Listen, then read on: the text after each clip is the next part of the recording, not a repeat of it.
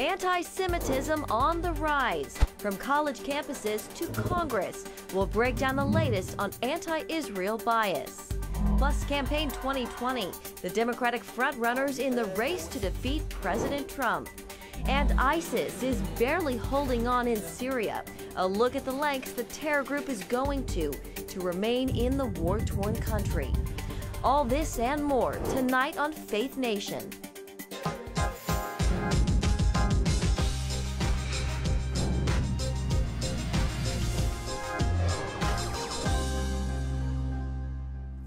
A rise in anti-Semitism seen around the globe. Welcome to Faith Nation. I'm John Jessup. And I'm Jenna Bretter. Well, CBN News has been following and reporting on the growing trend of anti-Semitism across Europe.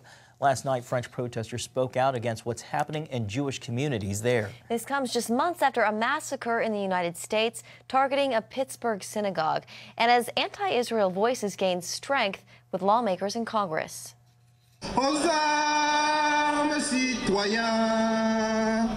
Thousands gathered under a setting sun to protest rising anti-Semitism in France.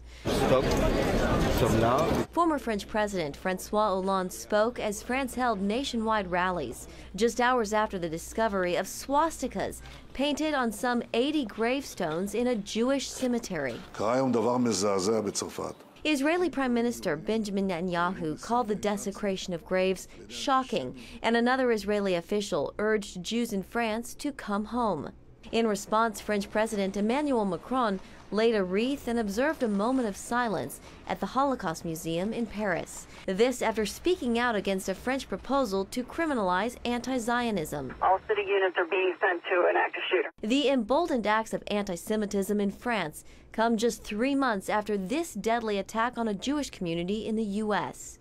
The suspect in the shooting massacre at the Tree of Life Synagogue in Pittsburgh pled not guilty to 11 counts of hate crimes and murder. It's like a contagious disease that's always under the surface, and sometimes it spurs up into epidemic proportions, and then sometimes it recedes. Michael Rydelnik's parents survived the Holocaust. He now is an expert on anti-Semitism with the Moody Bible Institute. And we thought after the Holocaust, most historians and analysts thought that's the end of it. We saw how evil it is, it would be over. And yet, in recent days, it's revived really strongly. Rydelnik says this type of hatred knows no political party and exists in both extreme fringes. Freshman Congresswoman Ilhan Omar apologized after tweeting criticisms of U.S. support of Israel. And tweeting in 2012, Israel has hypnotized the world.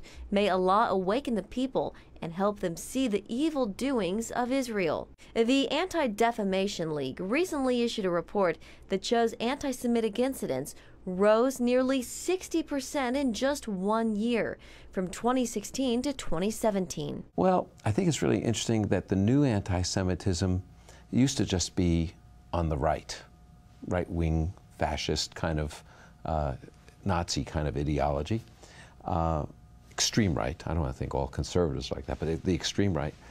Now the extreme left has embraced it as well, and so you have two groups. And I think also the part of the liberal ideology today, the extreme left, is extremely anti-Israel, and because of that, there's a greater propensity to persecute Israel, oppress, or argue against Israel, but it's because it's a Jewish state. It's the Jewish state of Israel that they're angry about. And CBN News has also reported on a spike of anti-Semitism on college campuses in the United States. Rydelnik says even in Asian countries where fewer people are Jewish, a growing tide of anti-Semitism is taking hold. Well, Chief Political Analyst David Brody is here with us now to talk more about this subject matter. David, you kind of have a unique perspective when it comes to all of this. Right, I grew up Jewish, and so I've seen the anti-Semitism. I don't think there's any question about it. You know, the way Jews kind of deal with this throughout the years and honestly throughout the centuries has been with humor. You know, I mean, at some point, if you can't get, you have to figure out a way to get through it, right. And that's kind of been the tool for Jews. But it's interesting to see American Jews and how they feel about, especially what's been going on politically with some of a couple of Muslim congresswomen coming out with some of the anti-Semitism stuff there.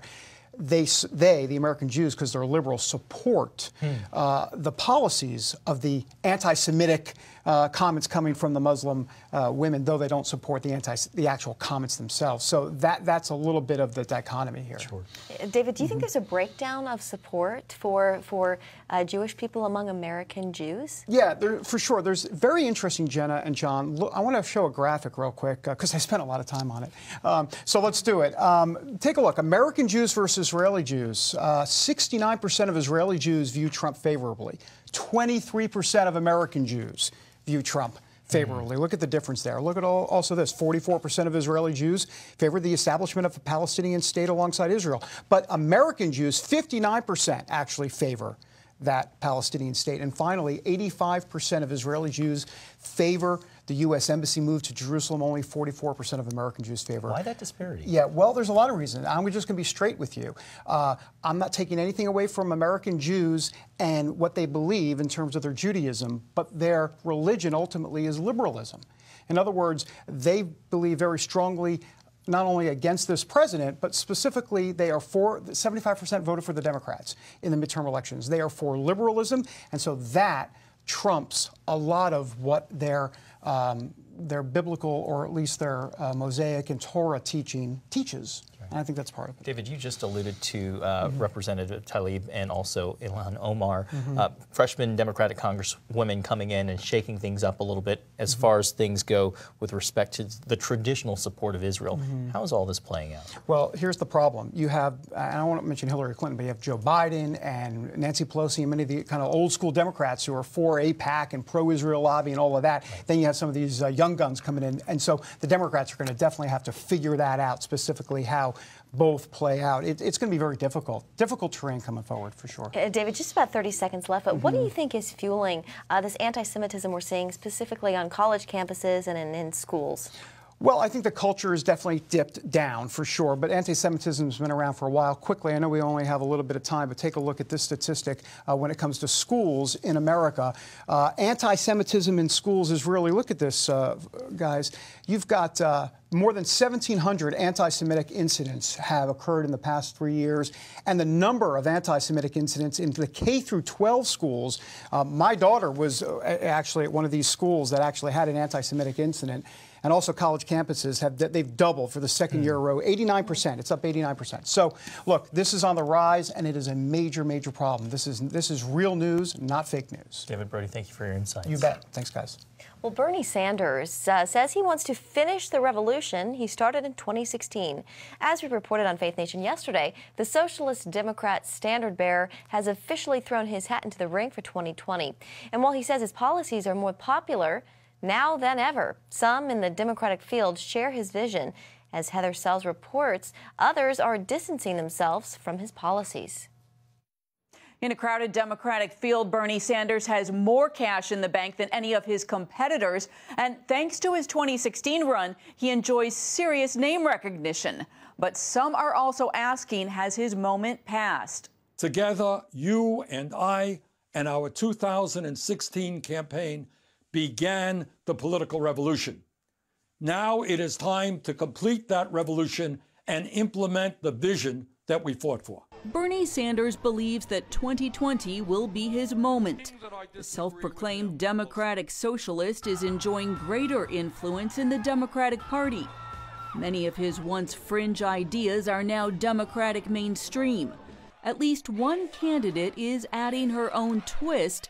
On Monday, Elizabeth Warren announced a plan for universal child care at a cost of $70 billion a year to be funded by taxing the wealthiest Americans. You may recall that in 2016, many of the ideas that I talked about, Medicare for all, raising the minimum wage to $15 an hour, making public colleges and universities tuition free, all of those ideas, people will say, oh, Bernie, they're so radical, they are extreme. The American people just won't accept those ideas. Well, you know what's happened in over 3 years?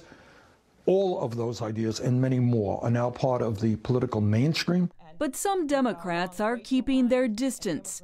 Amy Klobuchar has rejected free tuition, and Kamala Harris makes the point she's not a socialist. I was a magic genie and could give that to everyone and we could afford it, I would. Well, I'm not a democratic socialist. I believe that capitalism has great strengths when it works for all people equally well. On Tuesday, a Trump campaign spokeswoman predicted that Americans will reject, quote, an agenda of sky-high tax rates, government-run health care, and coddling dictators like those in Venezuela. The president himself said that Sanders has no chance. Oh, Bernie Sanders is running, yeah, that's right. Personally, I think he missed his time. But polls show that of the current Democratic candidates, Sanders is the strongest, unless Joe Biden enters the race. And those close to the former vice president say he is still considering a run. Heather Sell, CBN News. Well, Capitol Hill correspondent Abigail Robertson joins us now for more. Abigail, Bernie Sanders announcing this is a big deal, and he is raising a lot of money so far, it sounds like. That is right, Jenna. In the 24 hours since he announced, his campaign has said that he's raised $6 million in 24 hours from about 225,000 people. I already did the math on that. That's an average of around $27 per person. Very impressive. These are small donors that he's targeting and raising a ton of money in doing so. Now, before this, the number to beat was Senator Kamala Harris, who raised $1.5 million in her first 24 hours. Bernie Sanders has now far surpassed that number. A few things to note there, though. He has a lot of national recognition because of his race against Hillary Clinton. So there's already a lot of people who know him around the country, supported him in 2016. The other candidates in the field so far don't have that. So he has that advantage. But I also want to point out that this doesn't necessarily, I would say having this amount of money right now in the bank does not necessarily mean he's going to dominate the next 2 years. I remember very clearly June of 2015 when Jeb Bush had $100 million in the bank. He was the person to beat, and his star faded pretty quickly. So I think a lot can happen in the primaries in the next couple of months, and we're going to see some of these candidates who maybe aren't so well known now get a lot more national recognition and probably gain a lot more popularity. Great point, but still financially, people are still feeling the burn, apparently. Well, obviously, election candidates are hoping for big name endorsements. We've seen a couple come out already. Can you tell us about those and who they're backing? Yeah. So actually, really, we've mainly just seen one. Senator Bob Menendez from New Jersey backed his fellow New Jersey Senator Cory Booker. But other than that, a lot of Democrats are keeping their cards pretty close to their chest and who they're supporting. I've asked a few Democrats on the Hill, and some have even laughed in response to my question, saying, you know, it's way too early for that. There's really no benefit, I think, for a lot of these lawmakers to back someone yet. But I think they're also waiting to see if anyone else enters the field. We could still see Joe Biden, and that would definitely be a game changer. I think a lot of the candidates who've already announced are hoping that that doesn't happen, but it could. And I think they're waiting to see the full span of candidates before they really throw their support behind people. Yeah, and Abigail, Heather had mentioned some of these issues that are going to be big for these Democrats, but break down what some of the big issues will be for 2020. I think one of the biggest things we'll see candidates talk about as they go around the country is how to take care and protect the middle class. That's going to be huge. Also, health care. That's going to be a big talker since we saw really nothing has happened on Capitol Hill so far with health care. And people are still seeing their premiums go up. They're still just having a ton of issues. Things are getting more expensive. That's going to be a big focus. And I think we're also going to see taxes. Now that this new the Republican tax plan is in place, this will be the first year that Americans really see, is this making my life better or not? And so that's going to be a big thing that they campaign on. Senator Elizabeth Warren has already unveiled her tax plan, and it's just to tax the wealthiest of Americans to try and support more government programs. So I think we're going to see a lot more about that. The environment, already these candidates are being asked about the Green New Deal and where they stand on that. There's mixed reviews in the Democrat Party about that. That's why we're going to see that Majority Leader Mitch McConnell bring it to the floor for a vote next week to get senators on the record with where they stand. But we're going to hear a lot about the environment talked about, and I'm sure a whole host of other issues that will come up in the next few months as different different news of the day happens. Sure. Well, as those host of issues come up, so far these candidates have been fairly civil toward one another, but I can imagine that that's probably going to change once the official campaign season kicks off. Oh, yes. And we will see the first debate in June, where I believe it's safe to say the gloves are going to start coming out. And then the second debate will be in July, and then they've announced that there's going to be 20 presidential primary debates, or excuse me, there are going to be 12 presidential primary debates for 2020 between these candidates. Still a lot. So that we're definitely going to see the civility probably decline a little bit as we get closer to that. Yeah. All right, Abigail Robertson, thank you so much. Thank you. Well, a majority of Virginia voters are standing behind the Commonwealth's governor after controversial photos from his medical school yearbook surfaced. According to a Quinnipiac poll out today, 48% say Governor Northam should not resign, while only 42% say he should leave office.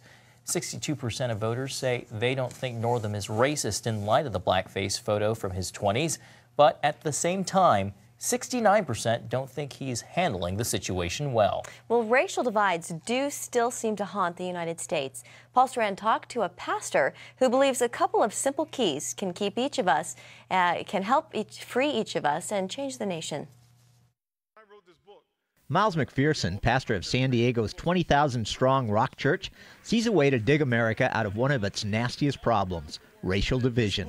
And you can be part of the solution.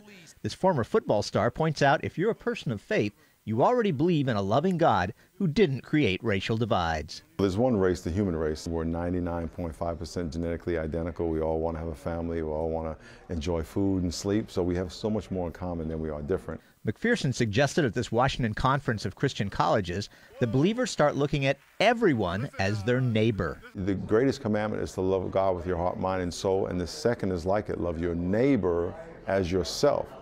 If I relabel you something less than neighbor, I don't need to love you as myself. So I have to start with you are my neighbor. Then search out people not in your race, culture, or groups. I would challenge people to talk to people who are not like them. During a simulcast to more than 300 locations worldwide, McPherson's church used a skit to show people how to easily learn about others and to see if you offend or appear prejudiced. You can be racially offensive and not be a racist. How can I find out about my biases, my blind spots? The beginning of the skit. Stacy, an African-American woman, said, "Hey everybody, I'm Stacy, how y'all doing?" Then Taniqua, an older white lady, jumped in. "Hello, my name is Taniqua." Stacy was like, "Taniqua? Go ahead, girl." Then with a big smile, Taniqua flashed a Wakanda sign. Listen with the intent to learn. This is not a race confrontation, but a race consultation. Go into every discussion thinking the best, not the worst. In such encounters, be prepared to be surprised by other people's complexity. There's more that you don't know about them than you do know. Be a learner, not a judge. Celebrate their uniqueness and the added richness their experience and culture could bring to your life. McPherson, in his book The Third Option, Hope for a Racially Divided Nation, implores folks to honor each person they meet or know. Honor would be placing and ascribing priceless value to something. Acknowledge the priceless value of every human being. Everybody is fearfully and wonderfully made, and I need to look for that in you. I need to know that it's there. And after today, we're going to help heal the world. Be a model of unity and love and acceptance and honor. And if everybody just did that, then the problem will be solved. I can't fix you. I need to fix myself. So just imagine a day when we're past all these problems with race. It shouldn't be all that hard, because when it comes to people, God made just one thing, the human race. Paul Strand, CBN News, Washington. Coming up, Syrian civilians at risk, how ISIS is using them as pawns as it attempts to defend one of its last remaining strongholds. The UN Commissioner for Human Rights says she's alarmed by recent attacks on civilians in Syria. In a new statement, she calls on those fighting to provide safe passage to those trying to flee, saying, quote, "If protecting civilian lives means taking a few more days to capture the last fraction of land controlled by ISIS, then so be it." Well, we have an up-close personal look at the damage the terrorist group has done to people and their families. CBN News contributor Chuck Holton traveled to the region to bring us this next story. These beautiful ladies are the matriarchs of some of the 14 families that live in this abandoned building on the outskirts of Erbil, the capital of Kurdistan. They moved in here 4 years ago after they were chased out of their hometown of Sinjar out in the western part of Iraq, and they had to flee ISIS. They've been living, basically camping in these makeshift shacks and shanties for the last 4 years. They get their water from rain that they collect off the roof. They don't have electricity per se. And, you know, it gets pretty cold here at night. There have been 3 or 4 babies born to these people in the last 4 years here in this building. And you can imagine how cold it gets with these uninsulated shacks. So they are basically just biding their time. They can't go back to Sinjar yet because the situation there is still very dangerous. The city is still destroyed. There are no essential services, and still IEDs and explosives placed all over the city that haven't been cleared yet. And so they're just hoping against hope, waiting for the day that they'll be able to return to their hometown. And in the meantime, this is what they've got. In Kurdistan, I'm Chuck Holton for CBN News. Well, CBN Middle East Bureau Chief Chris Mitchell joins us now for more. Chris, we've seen reports about civilians being trapped in a tent city in Syria. Can you tell us more about that situation? Well, we got a first-hand report from Dave Eubank of the Free Burma Rangers, who's right there on the front lines and looking at this tent city. We know that the ISIS is using these people in this tent city as human shields. It's the MO of ISIS. Anybody they want to use as human shield, if they try to leave, they can be killed. We saw that in Mosul in Iraq during that battle. And tragically, these people are just caught in the grip of ISIS right now with nowhere to go. Yeah. Chris, you were, of course, recently in Syria. What was that experience like?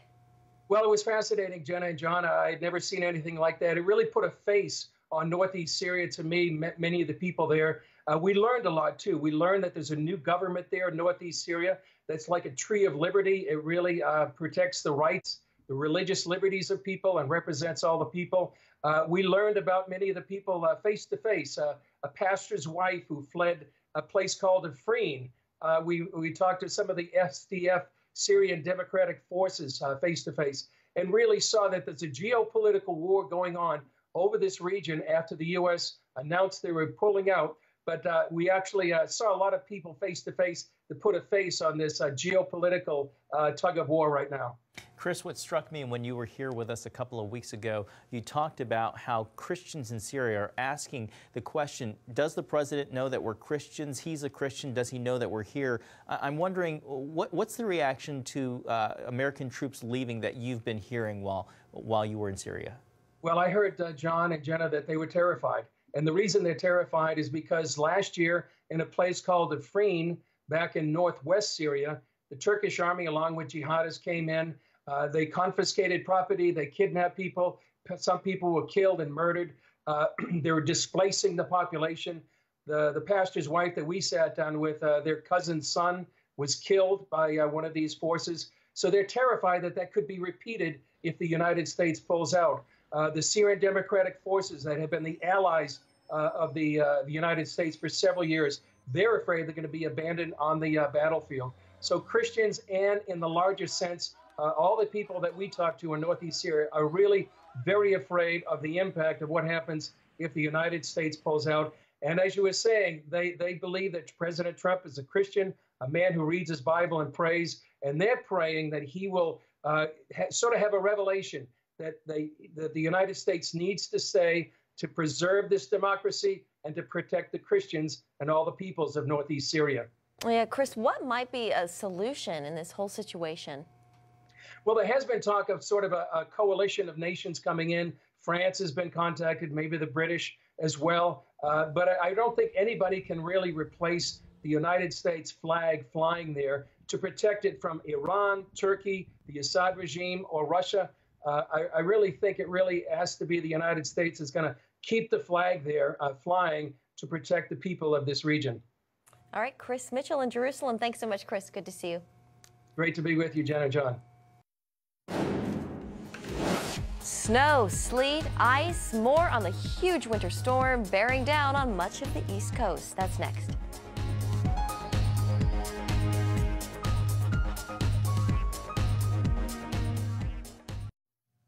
Well, two winter storms joined forces early this morning and began moving east as one massive system. From Chicago to right here in D.C., snow, sleet, and rain are falling, canceling schools and flights across the country.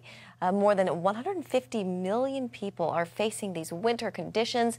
Since midnight, state police in Virginia have responded to nearly 400 car crashes due to the slippery conditions. People got to be safe out there. Well, that's going to do it for tonight's Faith Nation. And we leave you tonight with a few wintry scenes from the nation's capital. They come to you from CBN News photographer Patrick Robertson.